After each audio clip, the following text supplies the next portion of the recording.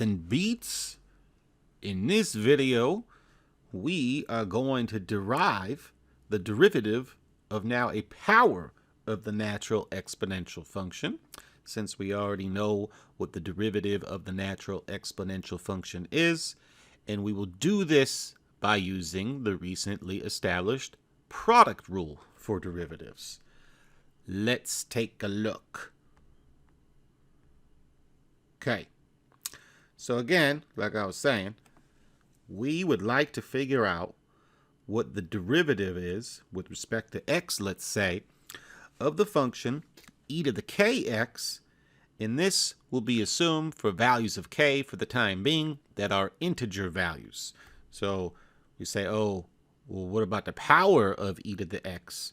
Well, of course, e to the kx is the same as e to the x to the k power. So that's why we say it's a power of the natural exponential function, but we usually just write it as e to the kx power. So we'll do this in two pieces. We'll do it for the non-negative integers, and then we'll also do it for the negative integers, and then we'll come up with our rule. So first, we are going to assume that k is a non-negative integer, otherwise known as a positive whole number, or 0. Now note, if k is 0, our function is just e to the 0, which is 1, and we know the derivative of that. So really, that's just kind of a silly case, and we're more interested in powers here. We already know also if k is equal to 1, then we just have e to the x, and the derivative of that with respect to x is just e to the x.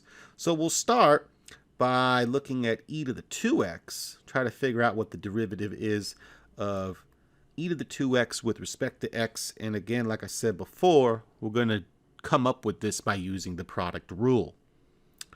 So notice that e to the 2x is the same thing as e to the x times e to the x. So if I want to differentiate e to the 2x with respect to x, it's the same as differentiating the product e to the x times e to the x with respect to x, and that's where the product rule comes into play. So product rule is right here. E to the x times the derivative of e to the x plus e to the x times the derivative of e to the x. Happens to be in our product rule here. Both functions are the same. So derivative of e to the x, of course, is e to the x. So we get e to the x times e to the x plus e to the x times e to the x. And e to the x times e to the x is e to the 2x. So we get e to the 2x plus e to the 2x. And thus, by the product rule, the derivative of e to the 2x with respect to x is 2 times e to the 2x. So that's just for e to the 2x, right? There's our conclusion we just made. Let's try it with e to the 3x. And we'll use the result we just found within our derivation. So let's try to find the derivative of e to the 3x now with respect to x. So we'll do something similar. Notice that e to the 3x is the same as e to the 2x times e to the x. So we'll differentiate this function with respect to x and apply our product rule like so. Here's our product rule again. E to the x times the derivative of e to the 2x with respect to x plus e to the 2x times the derivative of e to the x with respect to x. And remember, this derivative right here that we just found was 2e to the 2x. So what do we get? We get e to the x times 2e to the 2x plus e to the 2x times e to the x, which is 2e to the 3x from this piece, plus an e to the 3x, so we get 3e to the 3x. And therefore, the derivative of e to the 3x with respect to x is 3e to the 3x. So you can imagine just keep doing this. E to the 4x, e to the 5x, keep using the previous results. We might start thinking what would happen.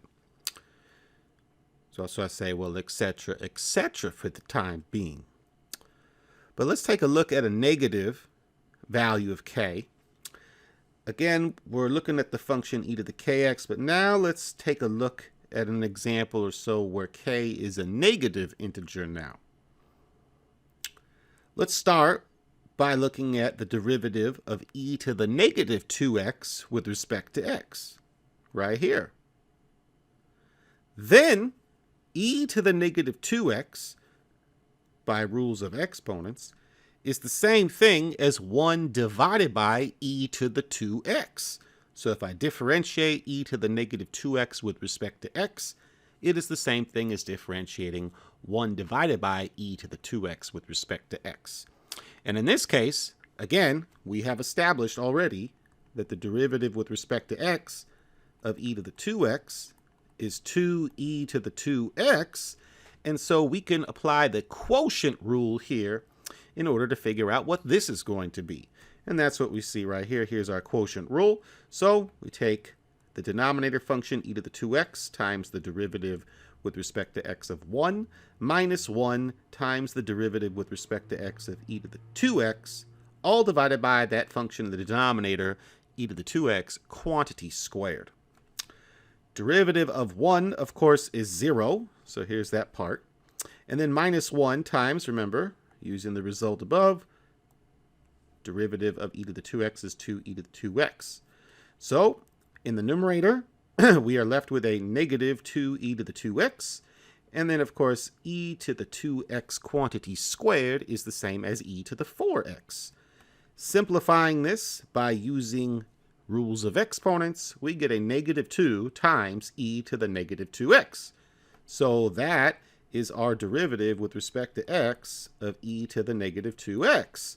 And it seems to follow the same pattern that we were seeing when we were looking at non-negative powers of e to the x a moment ago. So there's our result right here, right? That's what we just found. So we could do it again, right? We could go ahead and look at e to the negative 3x, keep doing this, and it seems to be consistent that we might conjecture, we might hypothesize here that in general, if I were to differentiate e to the kx with respect to x, we're going to get this result, k e to the kx, and this is, again, right now, we're assuming for integer values of k. Now, a little bit of hand waving, but if we were to use what's called proof by induction, well, it ends up we can indeed prove this result above. But the audience that I'm reaching right now, I am not assuming we know this proof by induction method, but if you do, it might be worth trying to prove this. But believe it, it's true, and it can be proven using this technique of proof. So our result is that this blue box right here, added to the list, the derivative of e to the kx with respect to x is k times e to the kx, and this, at least for the time being, is for integer values of k, negative and positive whole numbers, including 0. So now that we established that, or at least feel pretty good that that's the result, we're going to do a couple to practice. So example here, we want to find some derivatives involving this new result that we got. First one is in part A, what is the derivative of x squared times e to the 3x with respect to x? So notice this is a product rule here, right? X squared times e to the 3x. So using our product rule, x squared times the derivative with respect to x of e to the 3x plus e to the 3x times the derivative with respect to x of x squared. There's our product rule. What do we get? We get an x squared times, all right, derivative of e to the 3x is going to be 3e to the 3x by that rule we just established, and then plus an e to the 3x times derivative of x squared is a 2 times an x. So we can clean this up a little bit. Notice that both of these terms have a common factor of x and e to the 3x, so I'll go ahead and factor that out, x e to the 3x, and then what am I left with? A 3x plus a 2. So there is our derivative of the function x squared times e to the 3x. Let's do one more before we wrap up this video. In part B here, we are given the function 4 times p to the 5th power divided by e to the negative 2 times p power, and we're going to differentiate that with respect to p.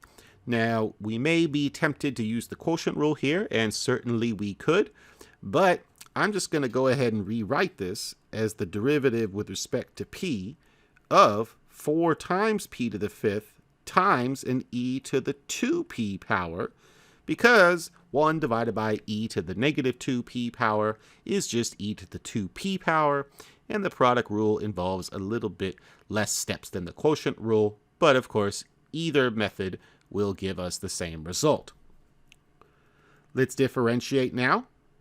4 times p to the 5th times the derivative with respect to p of e to the 2p, and then plus an e to the 2p times the derivative with respect to p of 4p to the 5th. Kind of similar to the last one. We got a 4p to the 5th here times derivative of e to the 2p is a 2e to the 2p power, and then plus an e to the 2p times power rule here, 20p to the 4th, right? 4 times 5, 20, lower the power by 1. And then again, we can see some common factors of p to the 4th. We also got a common factor of a 4 sitting around and an e to the 2p. So I'm going to go ahead and factor out a 4p to the 4th here. And what am I left with? From the first term, I'm left with a 2 times p. And from the second term, I am left with a plus f5. And there's our derivative.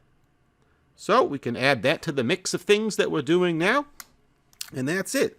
That's the end of the video. So we went ahead and investigated what the derivative of e to the kx was in this video, assuming k was an integer value. And we concluded that the derivative of e to the kx with respect to x was k times e to the kx. And we showed a couple of examples. So that's it. Next video will be on derivatives of the sine and cosine functions. Stay tuned until then. This is Math and Beats. Until next time, I'm out of here.